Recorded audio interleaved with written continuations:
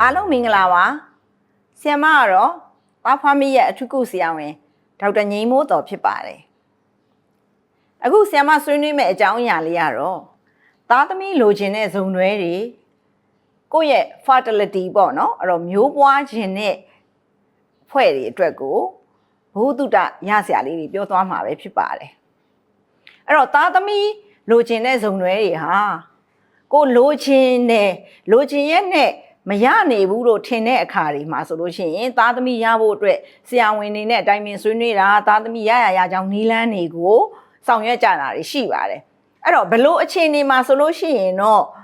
သားသမီးမရဘူးလို့ယူဆသင့်ပြီဘလို့အခြေအနေမျိုးမှာဆိုလို့ရှိရင်တော့ဆရာဝန်တွေနဲ့အတိုင်းပင်ဆွေးနွေးသင့်ပြီဆိုတာလေးတွေကိုအခုပြောပြသွားမှာပဲဖြစ်ပါတယ်အဲ့တော့အမျိုးသမီးနဲ့အမျိုးသားနှစ်ဦးစလုံးကပေါ့နော်အဲ့တော့သားသမီးလိုချင်လာပြီဆိုလို့ရှိရင်နှစ်ဦးစလုံးကအတူတူဆရာဝန်နဲ့အတူတူလာရောက်တိုင်ပင်ဆွေးနွေးဖို့ကတော့ပထမဆုံးအရေးကြီးတဲ့အချက်ပေါ့နော်ဘာဖြစ်လို့လဲဆိုတော့ဒီနှစ်ဦးစလုံးပါဝင်ပူးပေါင်းမှုကနေမှသားသမီးလေးတွေဖြစ်ထွန်းလာမှာဆိုတော့ဒီသားလေးတွေသမီးလေးတွေရဖို့အတွက်ကိုဖေရအောင်မေမေရအောင်အတူတူလာရောက်ပြီးပါဝင်ဆွေးနွေးမယ်ဆိုလို့ရှိရင်တော့အကောင်းဆုံးပါပဲအဲ့တော့လင်မယားစုံတွဲမှာအမျိုးသမီးရဲ့အသက်ကတော့အရေးကြီးတဲ့အချက်ထဲမှာလည်းပါတယ်ပေါ့နော်အဲ့တော့အမျိုးသမီးအသက်က35နှစ်မကျော်သေးဘူးဆိုလို့ရှိရင်တော့ဒီအတူတူနေတဲ့အချိန်ကာလအပိုင်းခြားကတစ်နှစ်ပေါ့တစ်နှစ်အတွင်းမှာတားထားတာစီးထားတာတွေလည်းမရှိဘူးဟိုခရီးဝဲတွေသွားပြီးအတူတူခွဲခွာနေရတာတွေအတူတူမနေရတာတွေလည်းမရှိဘူးဆိုလို့ရှိရင်တော့အသက်35နှစ်အောင်အမျိုးသမီးဇုံတွဲတွေဟာတစ်နှစ်ကိုဝင်မရဘူးဆိုလို့ရှိရင်စစ်ဆေးမှုတွေပြုလုပ်သင့်ပါတယ်အဲ့တော့ဘာဖြစ်လို့လဲဆိုတော့တချို့တွေကအိမ်အောင်ကြကစား1လ2လ3လခလေးမရဘူးဆိုစိတ်ပူပန်းလာကြတယ်ဟဲ့ဘာဖြစ်လို့ခလေးမရတာလဲဆိုတော့ခလေးရနှုံကိုဝင်ရနှုံကအမျိုးသမီးအမျိုးသားဇုံတွေတွေမှာဘာယောဂါတွေမှမရှိဘူးဘာအနှောက်အယှက်အတားအဆီးတွေမှမရှိဘူးဆိုရင်တောင်မှပဲ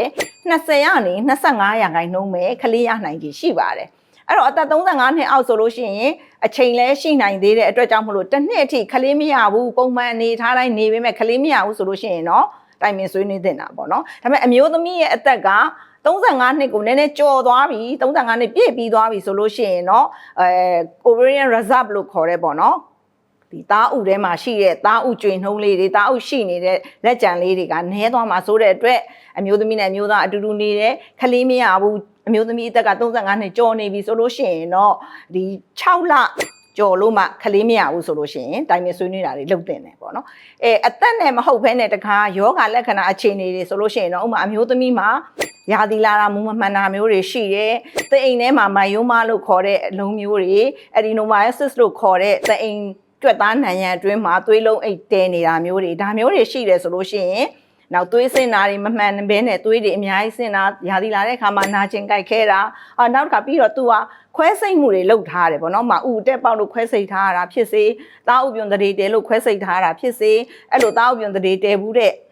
ယောဂရာဇဝင်တွေပေါ့နော်ဒါမျိုးတွေရှိတယ်ဆိုရင်တော့အချိန်တွေအများကြီးမဆောင်ဘဲနဲ့စောစောစီးစီးတိုင်ပင်ဆွေးနေတာတွေလုပ်သင့်တယ်လို့ဆရာမအကြံပေးချင်ပါတယ်